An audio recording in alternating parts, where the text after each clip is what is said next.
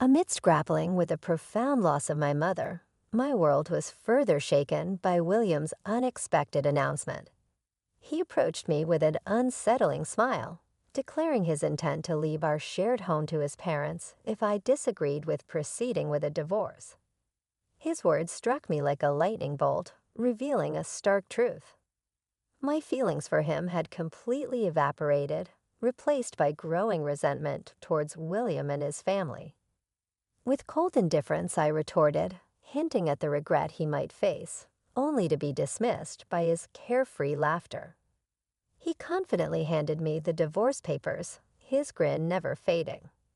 It was in that moment that I vowed to stand my ground, refusing to be belittled or underestimated by him any longer.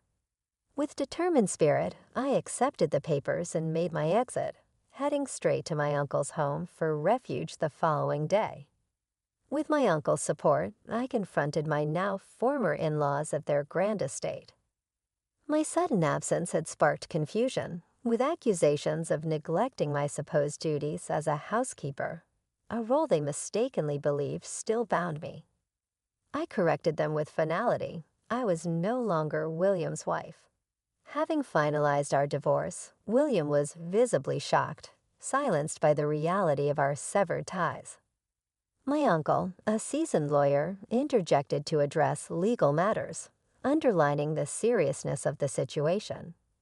My story begins as Sarah Brown, a 33-year-old woman who had climbed the corporate ladder to a managerial position. Thanks to the unwavering determination instilled in me by my mother, raised by a single mother who built a business empire from the ground up, I was taught the value of hard work and the importance of financial independence. My mother's legacy was not just her business, but her belief in living a fulfilling life, a mantra she repeated as a tribute to both herself and my late father. Life had its demands, but my family's support, especially from my uncle, eased the burdens. Our household ethos was self-reliance, pushing me to pursue my goals diligently. This drive led me to meet William at work, whose initial charm and zeal won me over, leading to marriage. However, our relationship, devoid of children, had settled into a routine existence. One particularly late work night highlighted the growing rift between us. Returning home exhausted, I was met not with understanding or comfort, but with William's impatient demand for dinner. This incident, among others, painted a clear picture of our deteriorating relationship, culminating in the pivotal moment of our divorce. Through these trials, my resolve has only strengthened. Guided by the lessons of my mother and supported by my family, the journey from grief to asserting my independence has been challenging but essential in rediscovering my worth and the direction of my life post-William. After a long day at work, I arrived home to find William sprawled on the couch, engrossed in his phone, barely acknowledging my presence. Despite my earlier heads-up about coming home late and suggesting he dine without me, his response was as if hearing it for the first time. "Oh, did you say that?" he remarked casually, ignoring my efforts to remind him. His laid-back attitude irked me, especially when he lazily insisted I hurry up and prepare dinner for him. William's attitude towards work and home responsibilities has always been lackluster. Unlike me, who has climbed the corporate ladder to secure a managerial position, William seems content with his minimal-effort job, showing little ambition to advance. This disparity in our professional lives has often led me to wish he'd contribute more at home. Yet my requests fall on deaf ears as chores remain ignored, and his personal messes clutter our living spaces. The early days of our marriage painted a different picture, with William showing more care and actively participating in household duties. However, as time passed, his enthusiasm waned, revealing a stark contrast to the man I married. Tensions escalated when he insensitively hinted at our childlessness, attributing the blame solely to me, despite both of us facing challenges in this regard. His cruel words stemmed from a place of insecurity and jealousy over my career success, projecting his frustrations on me. Our argument that evening left a bitter taste, with William retreating to bed in a huff, skipping dinner. The silence of the night was filled with my reflections on our strained relationship as I heated up some food alone the next day, my rare day off. I woke up to find William absent, likely visiting his parents, a thought that allowed me some peace. I chose to spend my day visiting my mother in the hospital, who had been overexerting herself to the point of collapse. Despite her condition, she remained devoted, even from her hospital bed. Our conversation provided a welcome distraction from my own troubles, focusing on lighter subjects like the picturesque view outside her room. However, the peace was short-lived as a message from my mother-in-law appeared, her tone accusatory. When I returned her call, she criticized me for neglecting William and prioritizing my mother over him. Her words were cutting, colored by the expectation that as a wife, my career and personal achievements should not overshadow my duties to William. This interaction starkly reminded me of the ongoing challenges I faced, not just in my marriage, but within the dynamics of our extended family. The expectations placed on me, coupled with the disregard for my own well-being and aspirations, pointed to underlying issues that needed addressing. My journey, marked by professional success and personal struggles, continues to be a delicate balance of meeting expectations and seeking my own happiness amidst the complexities of relationships and societal norms. As I ended the call with my mother-in-law, her harsh words about our infertility and her desire for me to prioritize William above all else lingered in my mind. She never seemed to grasp the importance of allowing her adult son to make his own decisions. It was disheartening to witness William consistently seeking refuge behind his parents, a behavior that saddened me deeply. Brushing aside my frustration, I noticed my uncle approaching. He had come to visit my mother as well, but our meeting was interrupted by the arrival of a man standing behind him. My uncle mentioned he might play a significant role in my future career and introduced us. "This is Ryan Richard," he said, and we exchanged business cards. After Ryan entered the hospital on my uncle's instruction, I confided in my uncle about the phone call with my mother-in-law, expressing my dismay over William's lack of responsibility and his mother's unjustified accusations.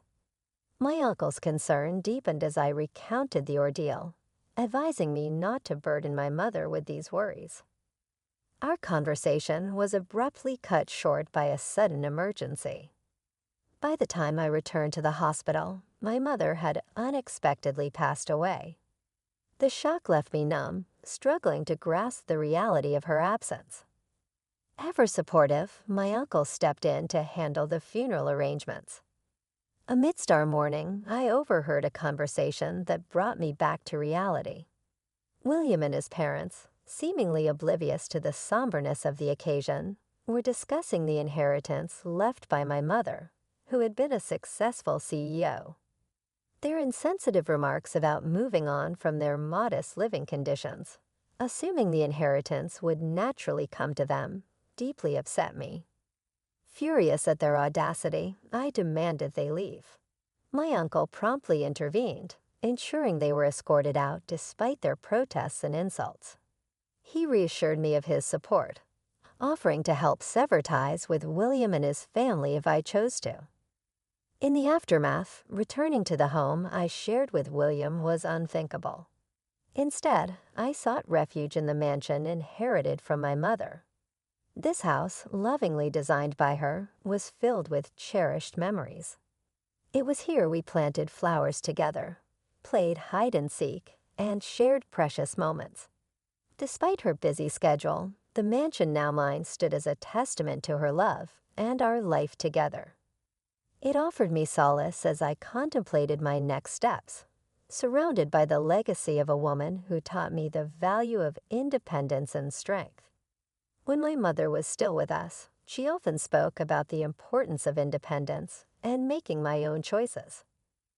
Now facing a turbulent chapter in my life, her words echoed in my mind, urging me to stand firm. During these reflections, the doorbell chimed, interrupting my thoughts.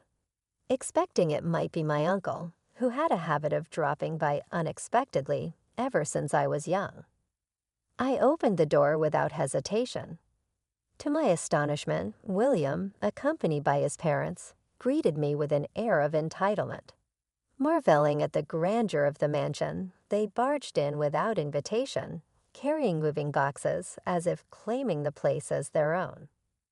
William boldly declared the mansion now belonged to his parents, leaving me speechless.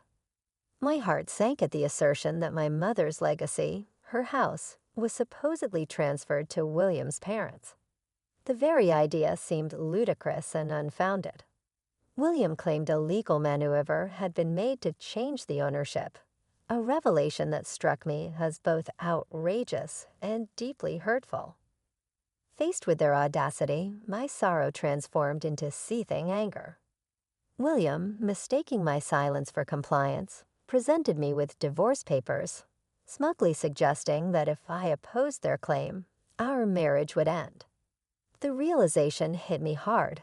I no longer harbored any affection for him. Instead, a fierce determination took root, promising myself that William would regret underestimating me.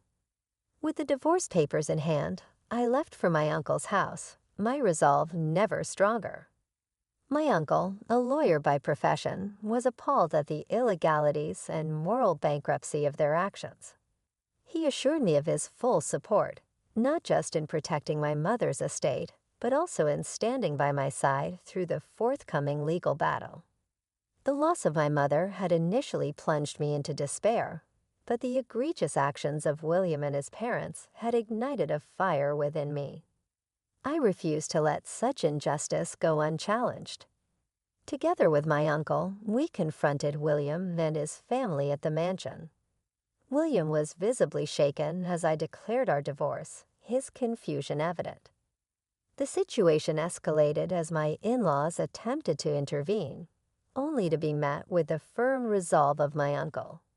He clarified the legal stance, protecting my rights and my mother's legacy from their unscrupulous grasp.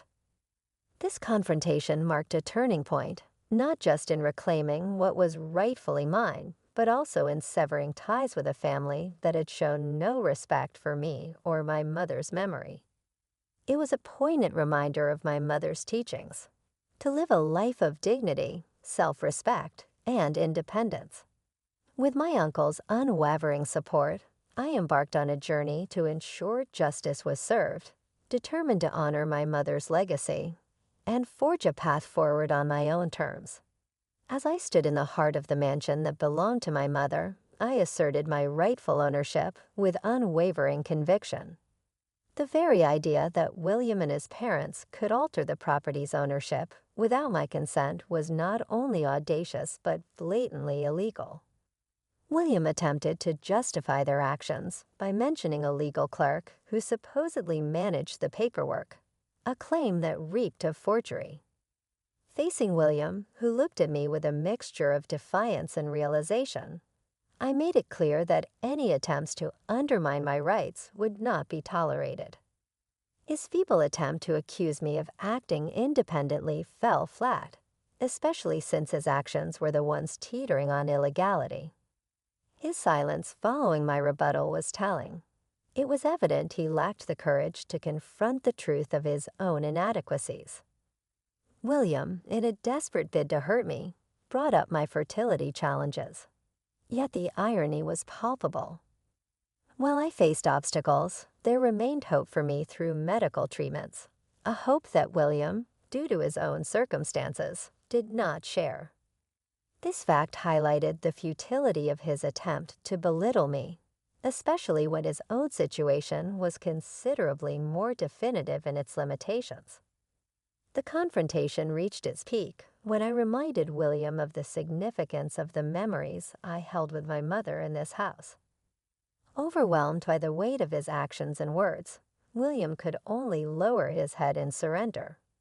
My uncle, meanwhile, had managed to silence William's parents, making it clear that their presence was no longer welcome and that they should brace themselves for the consequences of their audacity. Their attempt to infringe upon a space filled with cherished memories, only to face our united front, was a mistake they would come to regret deeply. It was during this tumultuous time that I learned of my mother's foresight. She had sensed the brewing storm in my life and had enlisted my uncle's support to protect me, knowing well that I would hesitate to burden her with my woes. Further investigations unveiled William and his family's premature celebrations over claiming my inheritance upon my mother's passing. However, their schemes crumbled with the revelation of my mother's will, meticulously prepared and entrusted to Ryan, a trusted friend introduced by my uncle. The will unequivocally stated that everything she owned was left to me, granting me full autonomy over the mansion and her estate. William's demeanor changed drastically as the reality of his situation dawned on him. In a last-ditch effort, he pleaded for my mercy, revealing the extent of his recklessness. His confession laid bare the truth of his financial ruin, brought on by extravagant nights out and irresponsible spending, which led him to sell both his home and his parents' house to cover his debts. His plea fell on deaf ears.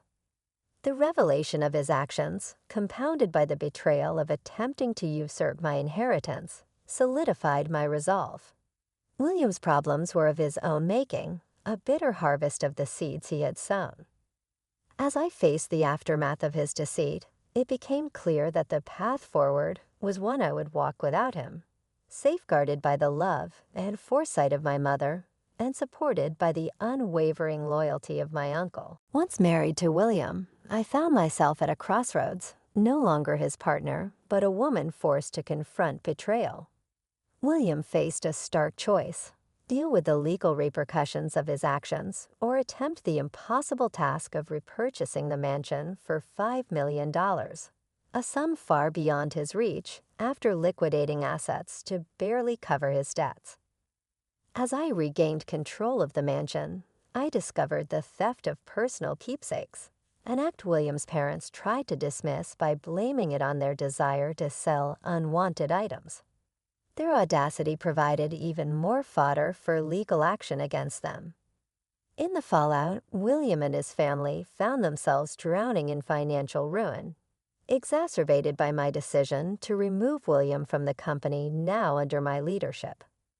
The drama escalated when William's father, blinded by entitlement, demanded retraction and compensation at the company, only to be escorted away by the police. My uncle and I could only look on with wry amusement at the spectacle of their downfall. The revelation that William's cousin, a legal clerk, had orchestrated the fraudulent transfer of the mansion's ownership further tangled the web of deceit. His actions, driven by familial loyalty and personal vendetta, ultimately led to his professional and social ostracization. The ripple effect of his malice left William's family isolated and embroiled in internal conflict, a situation from which I chose to detach myself entirely. With my uncle's unwavering support, I made the difficult decision to sell the mansion. Though it was a place of cherished memories with my mother, the events had sullied its significance. Its vastness felt overwhelming for a single occupant. The sale was swift, with the mansion finding a new owner seeking tranquility in their twilight years.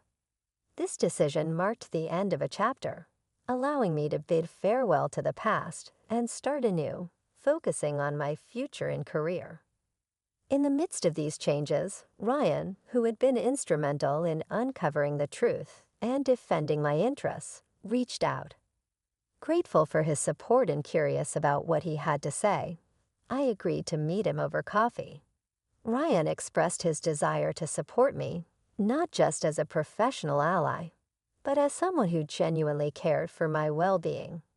His sincere approach took me by surprise, hinting at the possibility of new beginnings and unexpected allies.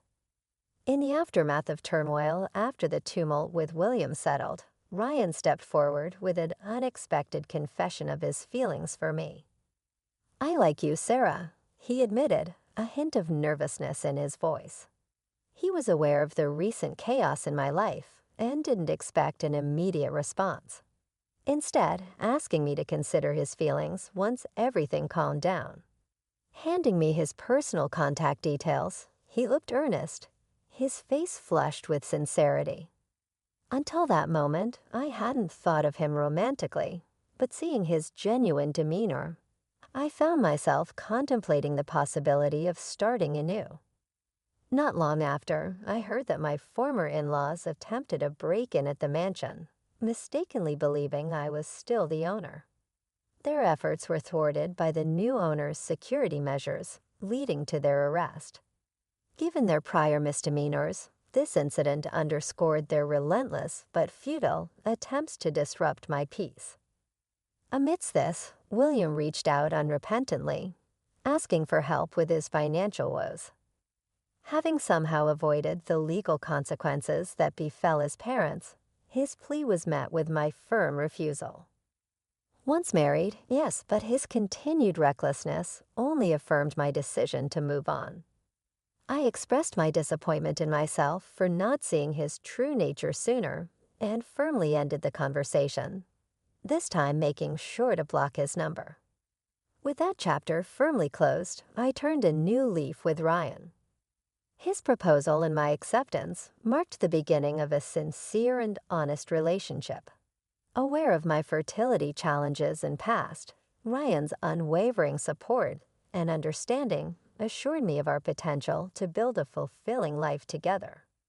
Redefining the essence of family beyond biological ties, my uncle, who had always been a steadfast supporter, shared in our happiness.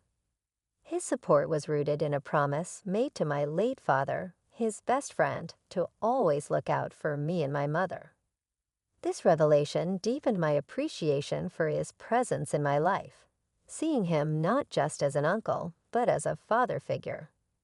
Embracing this new chapter, Ryan and I decided to expand our family through adoption, a decision fully supported by my uncle. The joy of welcoming a child into our lives brought a new sense of purpose and fulfillment, reinforcing my commitment to pass on the values taught by my mother and exemplified by Ryan and my uncle. Our life together, enriched by love and shared values, prepared us for any challenges the future might hold. With a firm belief in the strength of our family, I vowed to teach our child the importance of resilience, the value of genuine connections, and the beauty of choosing kindness and understanding above all.